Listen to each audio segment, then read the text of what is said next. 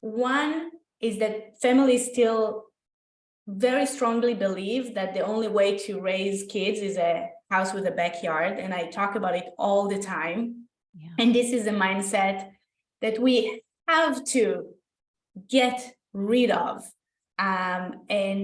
So this is one. And the second thing is that our planning system gives a lot of power to those privileged homeowners to dictate that nothing else could be built in their neighborhood. Building a successful real estate career requires you to adapt, pivot, and constantly master new skills.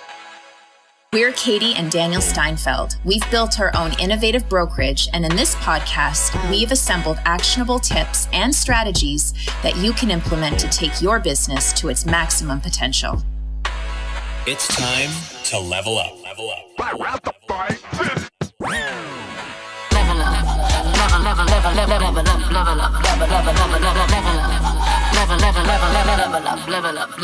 Okay, we are now live.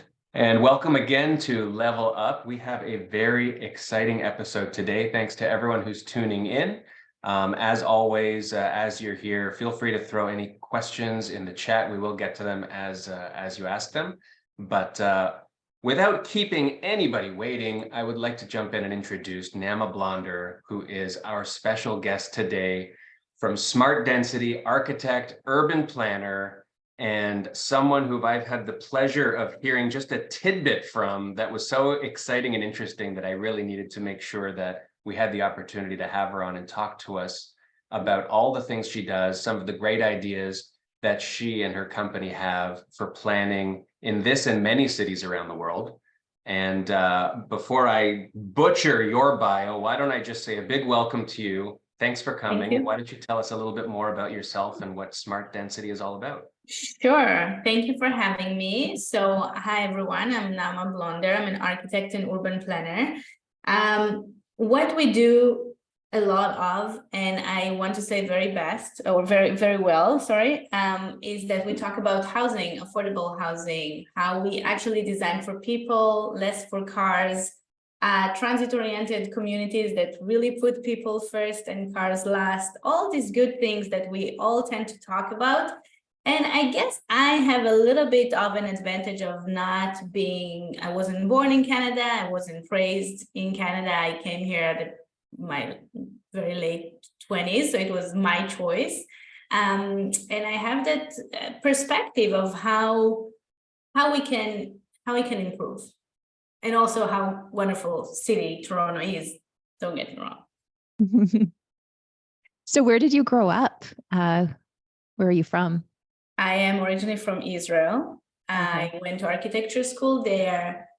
Then, believe it or not, Toronto was my affordable option a few years after I graduated. And I know it's funny, people don't believe me, but first of all, a decade ago, Toronto was more affordable than it is now. So I slowly, it becomes less and less affordable. But the worst part is that I know what happens to cities when they become unaffordable to an extent that next generation doesn't see a future for themselves. That feeling of lack of air, of how am I supposed to do it if I can pay rent and save money and have a secure home for my future family. I remember that this is what I clearly had thought in Tel Aviv a decade ago. And maybe if I stayed today, I was in a different situation, 10 to 15 years into my career. I'm sure it's a very different situation than you're an intern.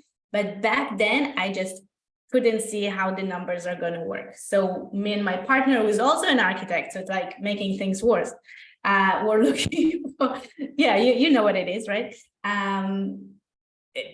So we were looking for other opportunities, and Toronto was welcoming immigration, as this, we still do, and that's how we moved here. And you were just back visiting Israel last month, right? Like you just came Yes, back. I just got back. It's I also have to say that Tel Aviv, I don't know how many if you guys, Daniel and Katie, if you had a chance to visit Tel Aviv. Tel Aviv is a wonderful city. It's vibrant like no other cities I've ever been to. It's like I realize that everywhere I go, I'm looking for the same passion and vibrancy that you get in Tel Aviv. Mm-hmm. And I couldn't find it. Not in New York, not in Toronto, not in Paris. Like Tel Aviv has a really special vibe. So have you been in Tel Aviv? I've been one time for Okay. not enough time. Very quick visit. Okay. So you should go back.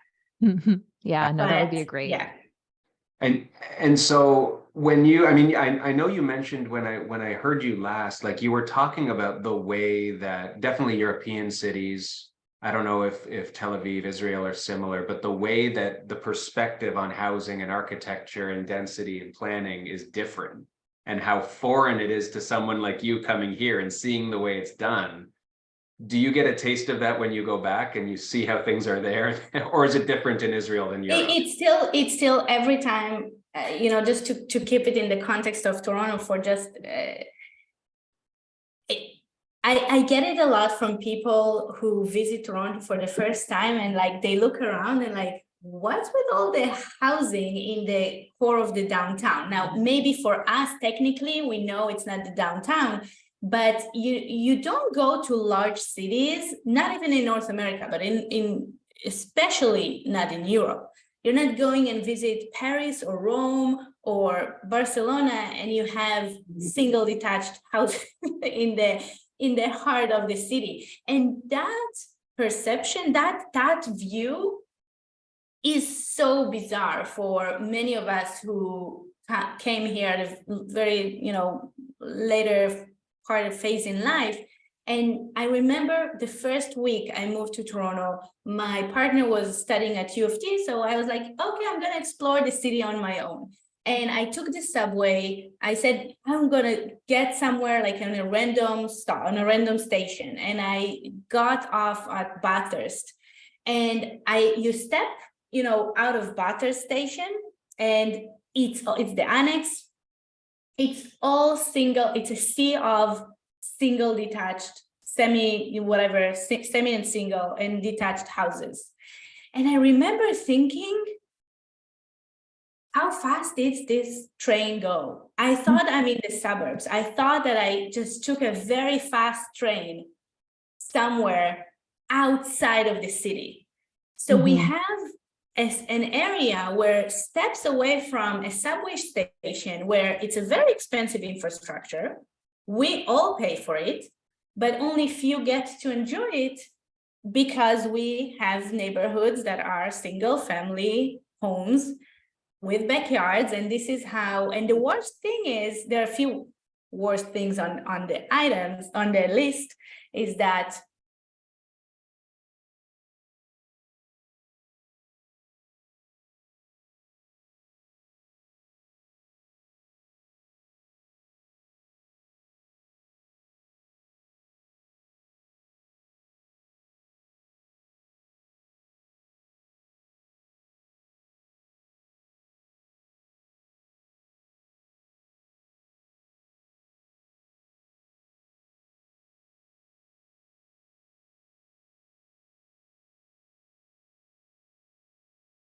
one is that families still very strongly believe that the only way to raise kids is a house with a backyard. And I talk about it all the time. Yeah. And this is a mindset that we have to get rid of.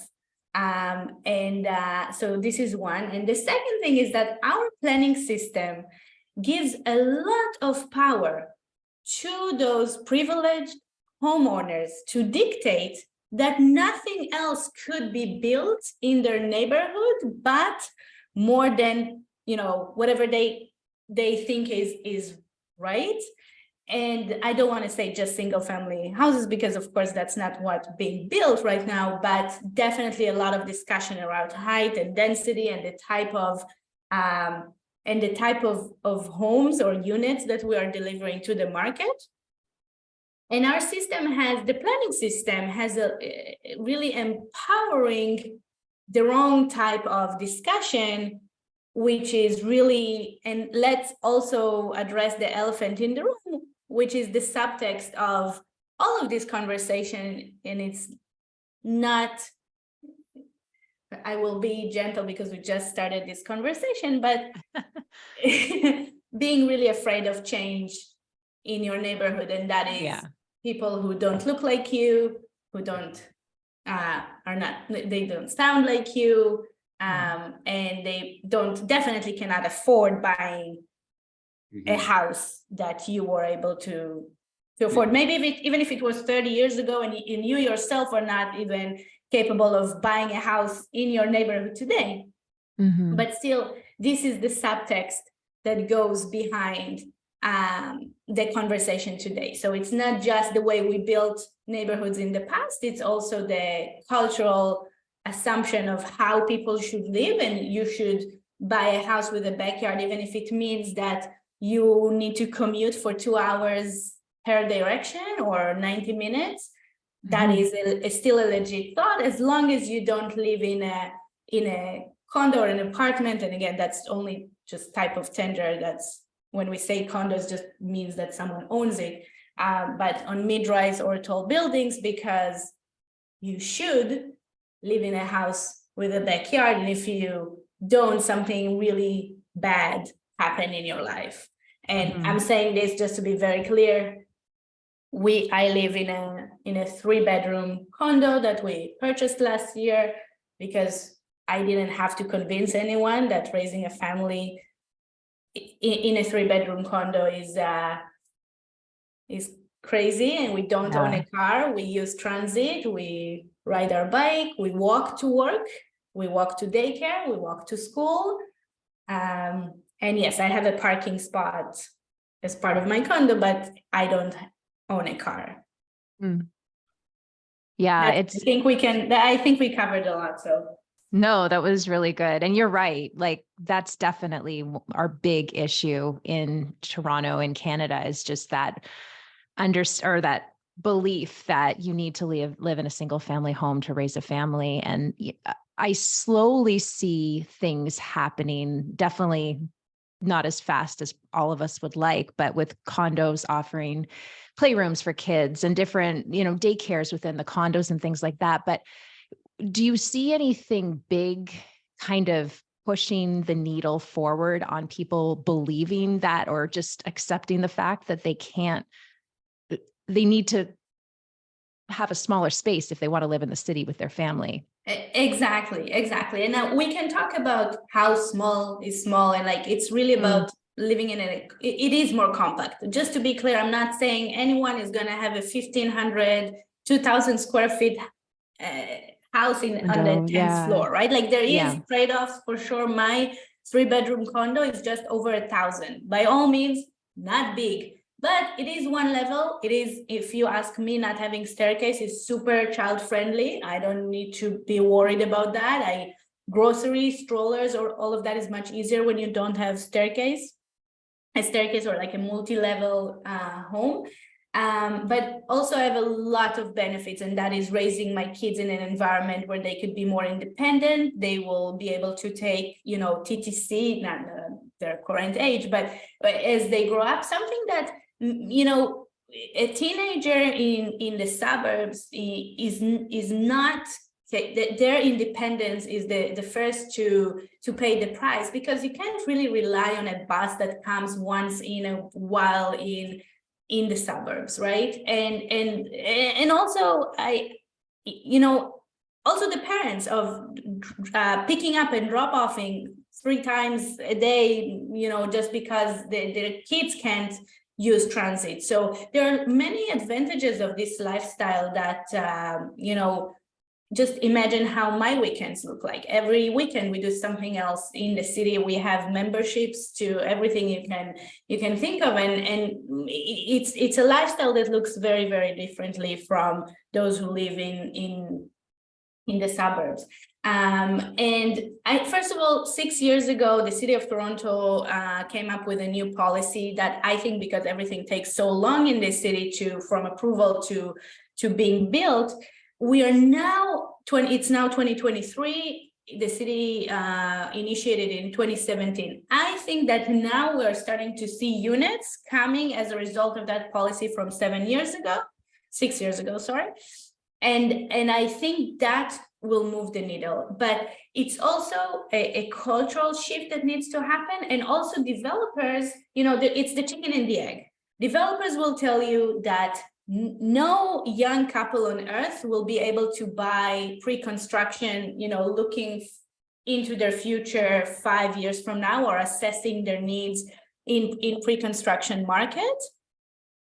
And families will tell you, how do you want me to, live in a family-friendly condo if the market does not deliver that? Like, the private sector does not deliver family-friendly units. And I intentionally say family-friendly unit and not family size, because there's so many things that could happen that are not just a question of size. And I'm not saying families should compromise for something that they feel is really uncomfortable, but when you go to other cities like Paris, why Paris? I grew up in a 4-bedroom apartment. So right now, if you're looking for a 4-bedroom condo, it does not exist. Nothing, zero. Even when we were looking for the 3-bedroom condo, we narrowed it down to 5 buildings that we could potentially find 3-bedroom condos that we could live and purchase and move in. 5 buildings. And when we left, they're like, oh, what if we want a 4-bedroom? We will be forced to move to a house. 4-bedroom units do not exist in the market. Now, let's do a fast forward 20 years from now, 25 years from now. Where do you think people are going to live? Let me tell you, not in houses. Right. Period. So developers would have, or one of them, and I don't think I think it's a really incredible business opportunity, because you definitely have younger, or like couples, young families who are looking to buy. Eventually, they will buy something in a subdivision in Milton for the same amount of money that I paid for my condo. Not to mention that anyone who owns a house right now paid more than what I paid for my condo. Condo is still more an affordable option in relationship or in comparison to a house. So if we're looking at 20 years from now, 25 years from now, we won't build more and more subdivisions. It's just not. It won't happen, not because of the net zero targets and because it's very expensive to build infrastructure for them, and it's just not going to happen. And how much can you commute? Right. So people are going to live in apartments or condos or whatever you want to call them, but mid-rise and taller buildings. So the market at some point would have to address the needs of demographics that so far has been overlooked. Well, it's interesting you say that too, because maybe we're all naive here, but I really think it's more the developers for being naive when you think about the fact that all the population growth, or a substantial amount of the population growth, is built on immigration, right?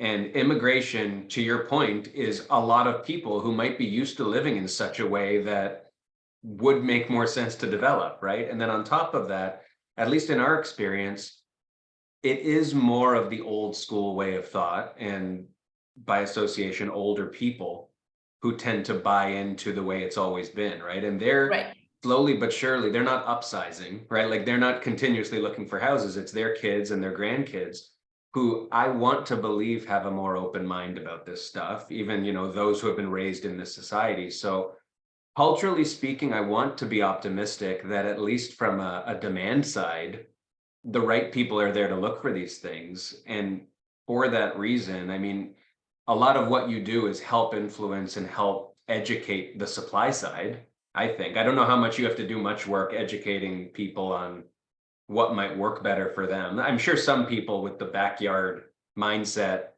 need to understand that a city park can be, like you've said, I think you said this when you last spoke, it can be a lot nicer than any gorgeous backyard, and it's right there. So what sorts of things, and I know it's a laundry list, but like what are the main elements of what you'd want, you know, be it government, be it developers, to start thinking about now so that 20, 30 years from now, we're not completely without hope?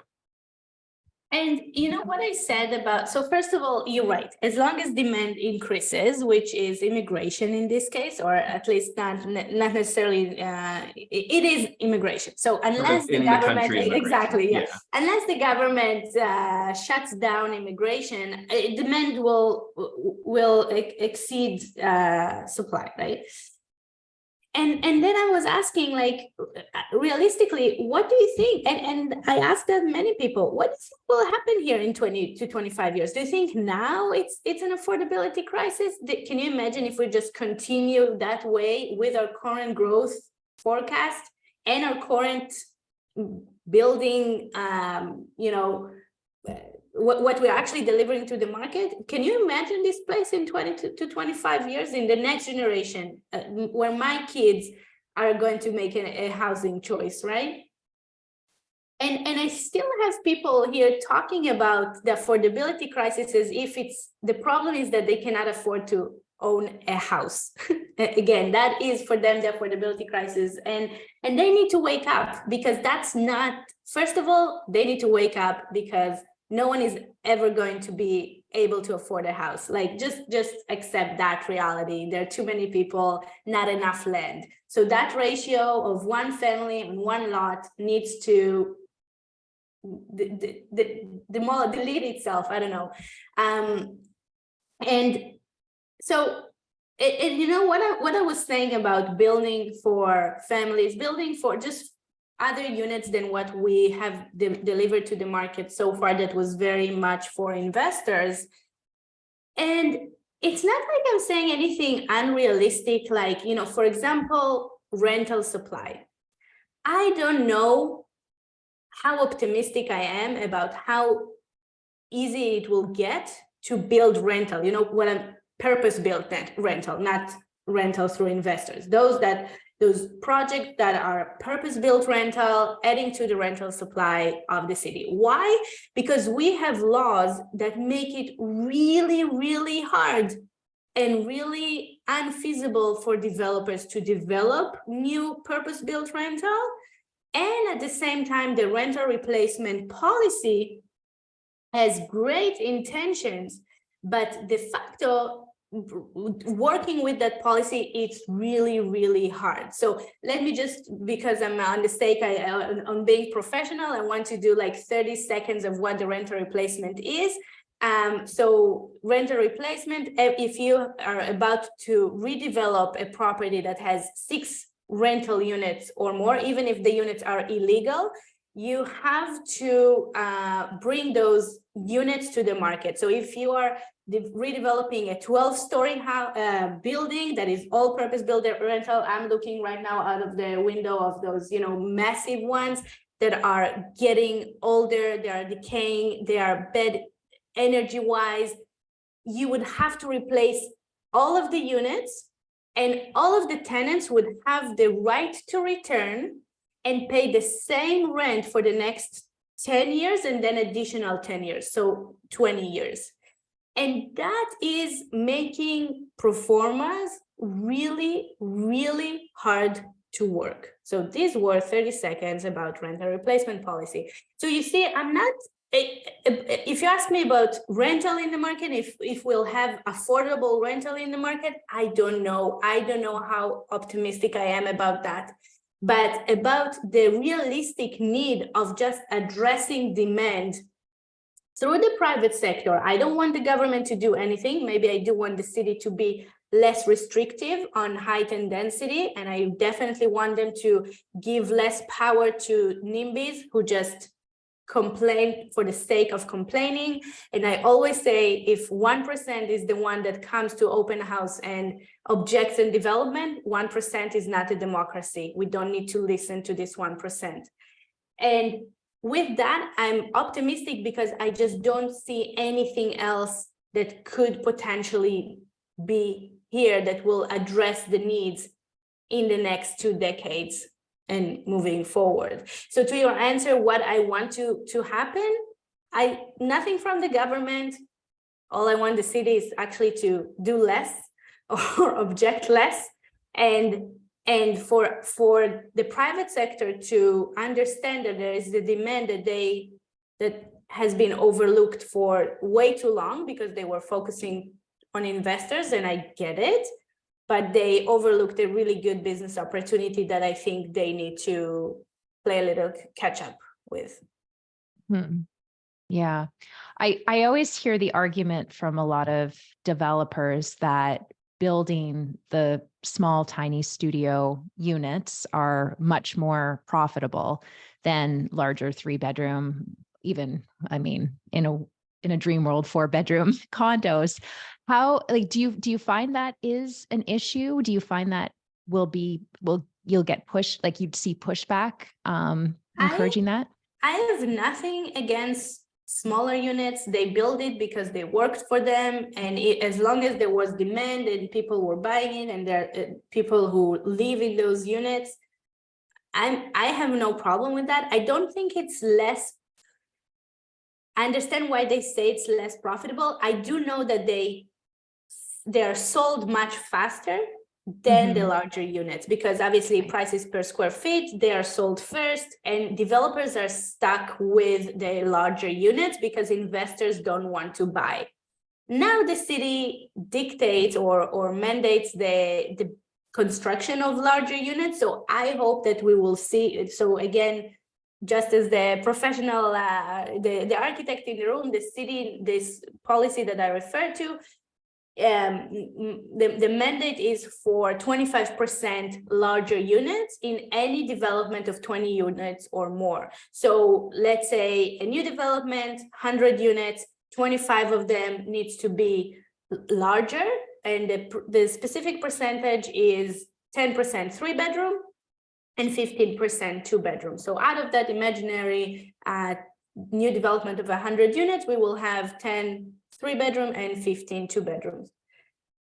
I really hope, and unfortunately, I don't believe in policy and regulation. If the city had to do that, that's unfortunate. I think, again, the market missed a really great business opportunity.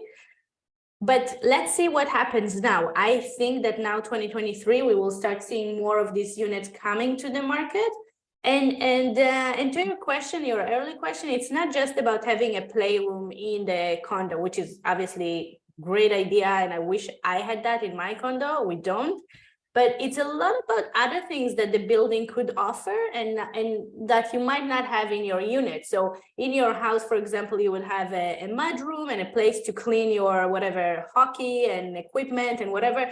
That is an excellent amenity to have in the condo that me as a parent could check off if I need that. But I don't need it in my unit. A space for the stroller, it really comes down to that. So I hope that now, 6 years after this policy came into effect, we will now start seeing how the 3-bedroom and the 2-bedroom, a 4-bedroom was never in that policy. So it's the 2 and the 3 will start tipping the market. That's all I can, but let's see, let's have another, podcast session in a year and see if those units are, how much they go for. Yeah. I want to jump to, I don't know if it was today that you put it up, and we're going to make sure that you share how people can find you and follow you after this, because you put up a lot of good stuff. And one of the things that you just put up on, I think it was on LinkedIn, was just a couple slides as part of one of your presentations. And you probably know what I'm talking about the 47% of Torontonians living in, I don't want to misquote, is it condos and like high rise, basically? Not even And high rise, but yeah, sorry, I'll let you finish. I don't know if they said high rise, but it was the city saying that yeah, 47% live in apartments and condos or something to that effect. And you brought up a very interesting and telling stat associated with that wasn't mentioned, that I think really feeds to what this opportunity is to do a lot of the things you talk about. So maybe it's a good segue, but I'll let you talk a bit about what that was all about. Right. So yeah, and I actually was because in the session that you guys and I met, the city is very proudly quoting a statistic that came from the census tract in earlier this year. It's from 2021, that 47% of Torontonians live in a building that is higher than 5 stories. So what the city identifies mid-rise and high-rise. So they're very proud to say that 47%, almost half of Torontonians. What they don't mention in the same statistics is that you're only allowed to build anything taller than 5 stories in less than 10% of the land. So there are two, if we're referring to the land use map of the city of Toronto, which is one of the strongest tools that directs growth or where you are allowed to build what, there are 2 colors, pink and orange. Pink is mixed use area. So imagine streets like Bloor, St. Clair, Eglinton, College, Dundas. This is pink. And orange, which is apartment neighborhoods. These 2 colors are historically and currently where you are allowed to have anything taller than 5 stories. So those 47% of Torontonians only consume 8% of the land, which is crazy to think about. And the other thing that I posted something on LinkedIn and someone commented, is even the way we call in the land use map, in the official plan, okay, this is an official term, apartment neighborhoods. Why do we need to differentiate between neighborhoods, as in normal neighborhoods, and apartment neighborhoods, which is where the people who live in apartments, these are their neighborhoods? So even just to see in the language, and this is taken from the official plan, every experienced developer or broker or anyone from the industry who's listening to me right now, I'm sure has taken it for granted for our entire life, because until someone commented on my post, I did as well. But when we talk about stigma and you know, stigma for against those who live in apartments / rental / condo, again, whatever you want to call it, just not in a house with a backyard, it's crazy to go to the language that is officially, you know, this is from the official plan. They also had protect the neighborhoods, again, a quote from the official plan, stable neighborhoods, again, quote from the official plan. But this apartment neighborhood, which is a neighborhood for people who live in apartments, it's crazy. Yeah, that is really crazy. And going back to your comment about making it very difficult for developers or just for the city to put in place high rise or even just multifamily units. I know, you know, and even in the area that Daniel and I live, so we're in a suburb of Toronto, well, Vaughan, so just north of Toronto, and right on the corner of our area, there was a proposal for about a 40-story condo. And you could imagine most of the neighbors are up in arms about how could you do this to our community? What's going to happen to traffic and all the amenities and all that kind of stuff. So I do see that in action quite a bit. And of course, now that plan has been taken away, and I guess they'll try to put something a little bit lower rise in that area. But from your experience with other cities, is that just not something that happens, that consultation and opportunity for neighbors and the NIMBYs to jump in? I'm not familiar with the specifics of the development application that you are mentioning. Yeah. I don't know about it. No, I was just, I'm mentioning this because anyway, that was an uncomfortable situation that I found myself, that I was completely miscommunicated. So I don't know, but let's speak to the general. Yeah, generally speaking. Exactly. So first of all, people tend to complain about the same things. And I even got letters about people saying that our parks are at capacity and cannot welcome any new. And I did not respond to that person, but what do you mean your parks are at capacity? So you are the lucky person who was here in the right time, in the right place, and you cannot welcome anyone new because there are literally no space in the park. What it's just it was so disgusting to read it even. And I'm not sure, if the person who wrote that letter even understands how disgusting that was of a comment.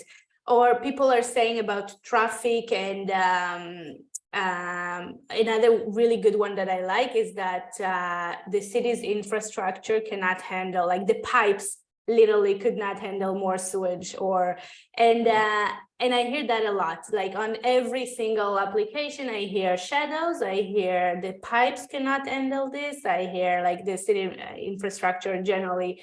And it's like, now it's not them, it's the pipes, right? They're not NIMBYs, it's the pipes that cannot handle it. So everything on the social, on the infrastructure and the social infrastructure, these things are being reviewed.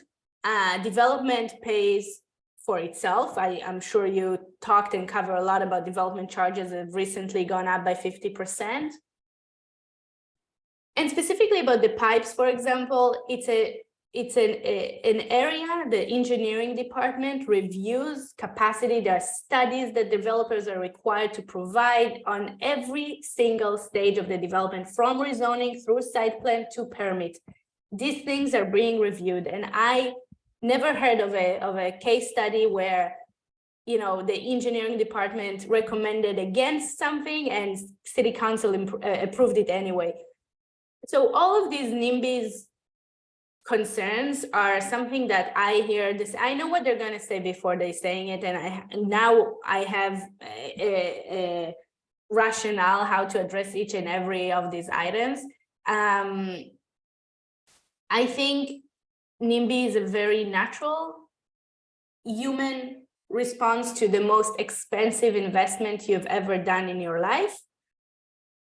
And I have empathy for that, but at the same time, we cannot let that dictate how our city is going to build. And especially density is something that goes very well with transit and investment in transit. So I don't know about, again, the specific of the case study that you mentioned, but if it's near the Vaughan Metropolitan Center, where else would you put density if not near new transit? So yeah. But I feel like we need a new name now. Like NIMBYs we talk about, but these people you're talking about are like nymphs, not in my park. Or not in my pipes. Yes, there's also banana build absolutely nothing anywhere. Did you hear that? No, I've never heard that. Is That's bananas. hilarious. I just find it interesting. And I mean, it is good, like, as you know, and as most people listening to this know, like, rules have been changed for the better recently with the ability to at least impact, multifamily builds and the ability to do more on existing lots right now. It's more just, I guess, a confusion that we all have that doesn't have an answer, but people who have issue with stuff around them versus the stuff that they themselves own is a little bit suspect to me. Like, I understand if something's going to block your entrance to your property or things that are going to have a material impact on what you own. But when it's shared community land / amenities / whatever, I don't think when anybody did originally, whenever it was, purchase one of these properties, they purchased exclusive right, or they purchased a capacity to a park or things like that. So not only capacity to your park, you don't own the view from your house. So all of these block my view to the CN Tower, bring the property, that's another one that I love, bring the value of my property down. Who in this city has to worry about, like if you purchased your house 30 years ago, how can you even say anything about bringing the value of your property down? The value has appreciated by so much, and this is your expertise, not mine, but to say that building a new condo will bring the value, and the irony of this is that development usually improves its immediate, if it's replacing something that is underutilized with new retail, new amenities, new landscape, improvement of sidewalk, all of those things. How can you say that it will bring the value of your property down just because there is another, I don't even know what it is that bothers them. So yes, blocking the view, you do not own the view from your house unless you purchased, like, I don't know, but still, you don't own the view from your house. You don't get you just don't get to complain about value of your property. I'm sorry, it's just not how, this is not how the game works. So what else do I hear? Yeah, but these are two are like very, yeah.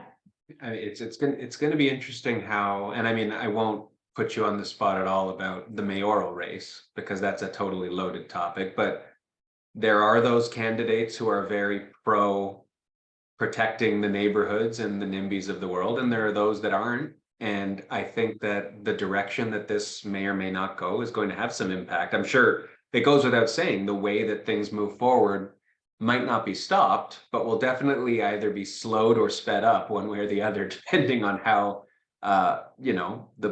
the power in office might change. Now, I don't know, but like I only say that because of strong mayoral powers, and I know the direction that things were going. Yeah. But anyway, that's just we're all very ear to the ground with this stuff, I think, with what's going on. I think that my hope is that housing will become what the discussion around transit has become. So in past elections, you had like transit, pros and cons. Now everyone knows that investing in transit is the right thing. Like I'm talking even about the federal elections, all of them were pro-transit across the board. And we didn't used to have that pro-transit mindset. And it's something that it's interesting to see how transit is now not on the table as a debate. Now, having said that, I'm still hearing people like, they don't want, or now with the Ontario line being built, and still question the necessity of transit in Toronto, where we have this of a long catch up to play on transit, like unbelievable. So we really can't have those voices in our communities that question the necessity of new transit, but still today they are the minority. So I hope that with housing will have that, just the question of housing and affordability. I'm not saying and by the way, mayor is very different from councillors who are all they can see and think of is the next election and just listen to the loudest voices in their communities. From councillors, I'm sorry to say, I don't have a lot of hope when it comes to that. But mayor is different. Mayor is citywide, across the board, and I don't think that we could really. I will be very surprised if a mayor that is anti-housing and affordability will be elected. Right. Yeah, no, I want to believe you're right. I do think you're right there. In Toronto, yeah. Well, I mean, there's just a lot of interesting things. I mean, the talk of the Science Center now as a big topic that everyone's talking about, moving the Science Center to create whatever the plan. I don't know that anybody's put a lot of plan down other than saying this would be a great spot to build new communities and housing. And I'm sure it would be. I mean, from your perspective, from a development side, like versus doing the same thing at Ontario Place, where they're saying to move the Science Center, is it just that the existing transit and infrastructure makes more sense where that is, that it would be easier to build something there? Specifically, the Science Center just to make sure we're on the same page, used to be in middle of nowhere to 2 lines of transit, the Eglinton LRT and the Ontario line. It's going to be first or last stop, depending on obviously where you're coming, but the line is going to start in Exhibition Place and end at the Science Center. To be honest, I'm not familiar with plans of replacing the Science Center. I am familiar with plans of building on top of the surface parking of the lot. So there might be something that I am not aware of. Asking me about replacing surface parking with housing, come on. Is there an easier question on earth where 2 lines of transit intersect? So more parking. Yeah, more parking, exactly. That means so you see how it became from the middle of nowhere into an intersection of two transit lines, the Eglinton LRT and the Ontario line. Are you seeing also opportunity with commercial space, buildings that might have become vacant over COVID, people working from home? Like, is there opportunities there? That's a very good question. First of all, the office is not dead. Like, guys, please, the office is not dead. We come to the office 5 days a week. We have a team. So obviously, if you don't have a team, or if you do have a team, that's a big difference.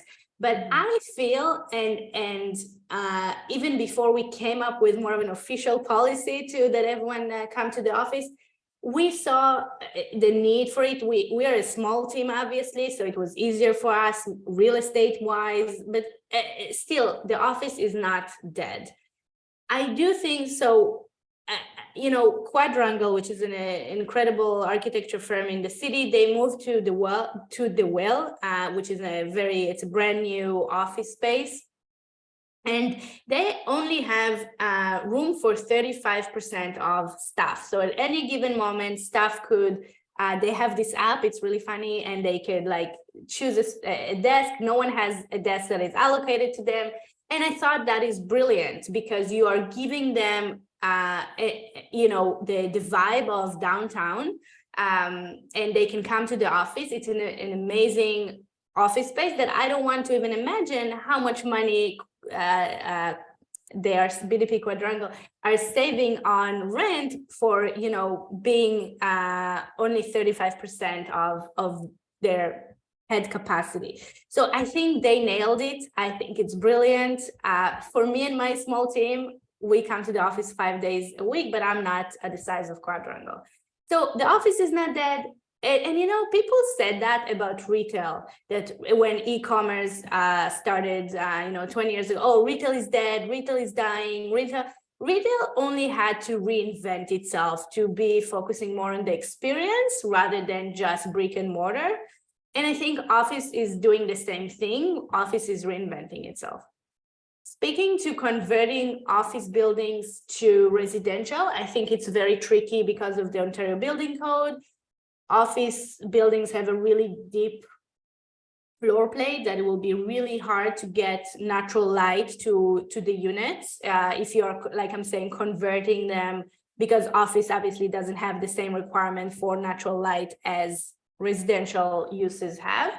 But I do think it also raises a very interesting concept of, can we design buildings that in their life cycle will be adaptable to other uses? And who said that only one building could have one use in its life cycle? The buildings that we're building here are gonna be here after all of us are dead. Sorry to be so bland on Friday afternoon, but they are here longer than us. And I think we need to, that is a kind of a warning for us, or an opportunity for us to see how we can build buildings that could adapt through their life cycle. So it's just an interesting thought.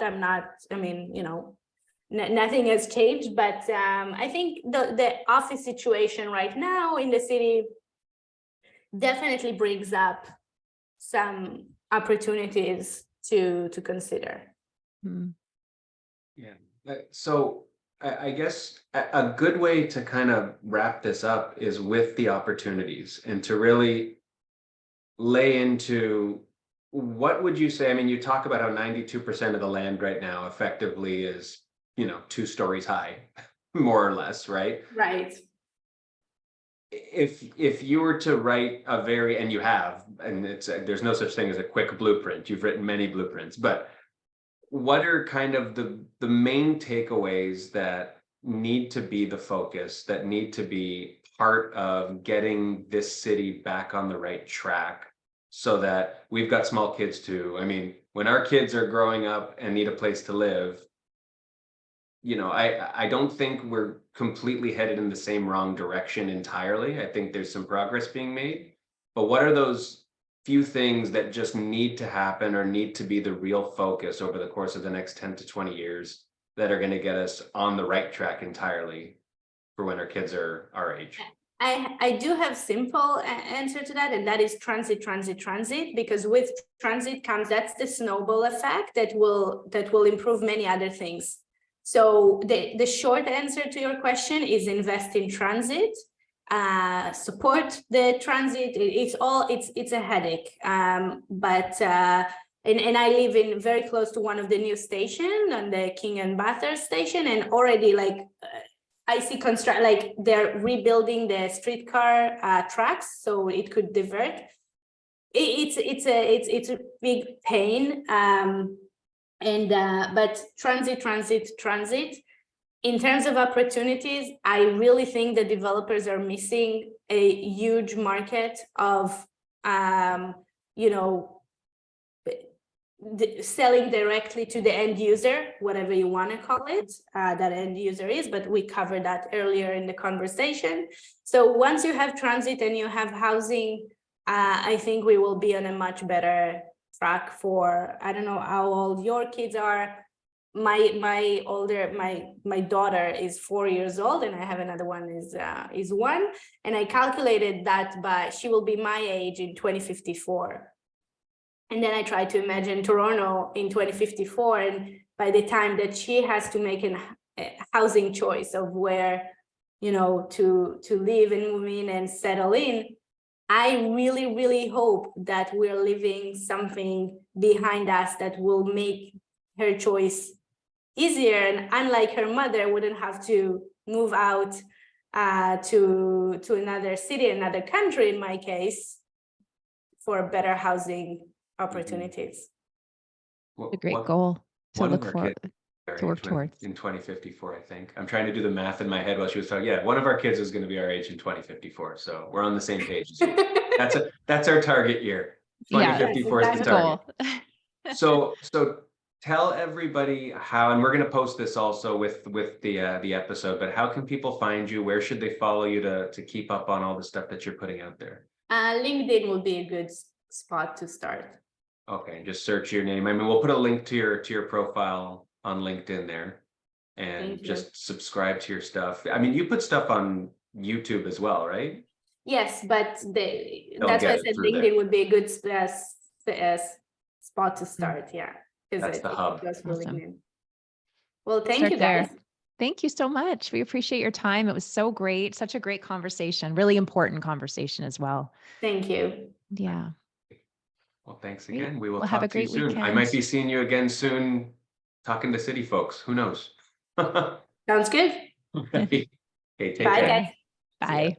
Bye.